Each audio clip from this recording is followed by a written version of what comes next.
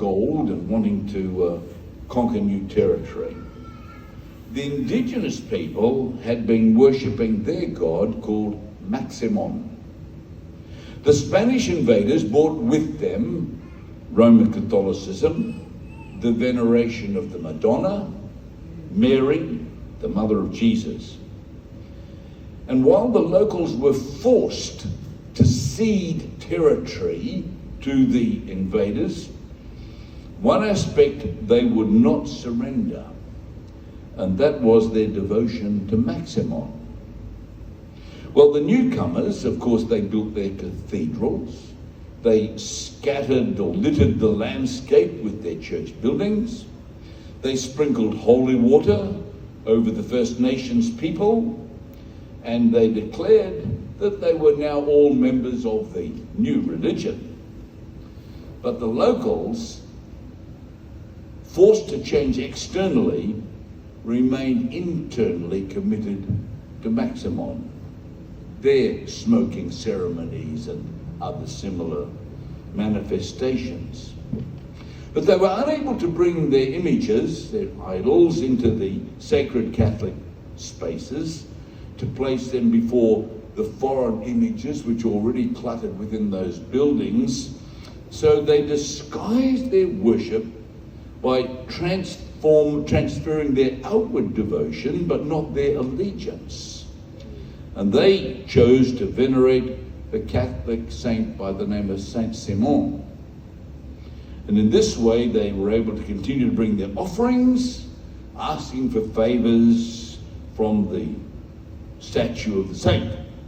Cigar smoking, alcohol drinking, immorality, all of these things associated with Maximon continued unabated.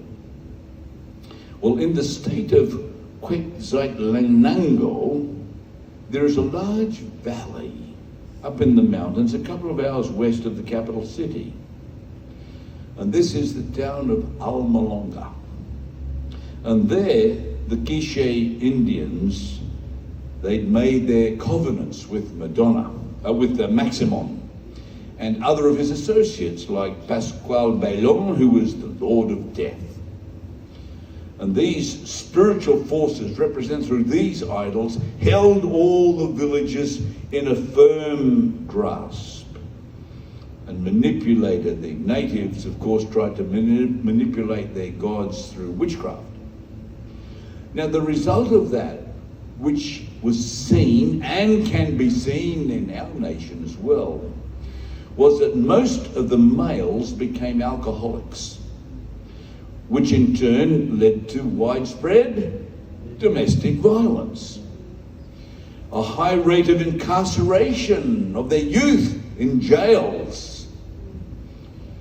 Then there was poverty, corruption, and added to the all misery of the local people, education of the children was neglected. The church evangelists were chased away. In fact, some of the churches were stoned.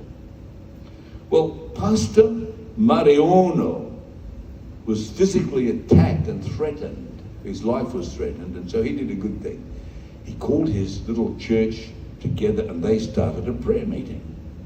And they started to pray desperately that God would somehow intervene in the piteous situation which was confronting them there in Almalonga.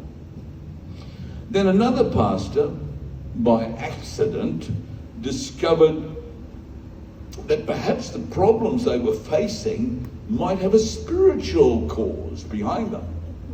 He was asked to come and pray for an unconscious, inebriated fellow who had bashed up his wife again before he fell into the deep sleep of his alcoholism.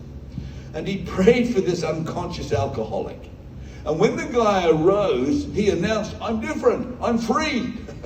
And he learned that it was Jesus that had been called over him. And so he became a believer and he began to witness all over the place to his new life. Well, that stirred up a bit of trouble.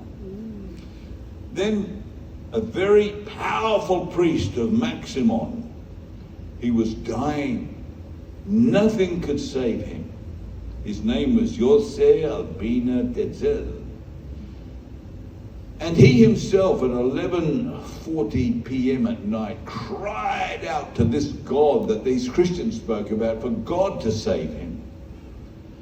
And when he awoke at the end of, because he fell unconscious because of his binge drinking, when he awoke, he knew that he was free. So he ordered his family then to burn all the idols, the witchcraft paraphernalia, the whole lot was destroyed.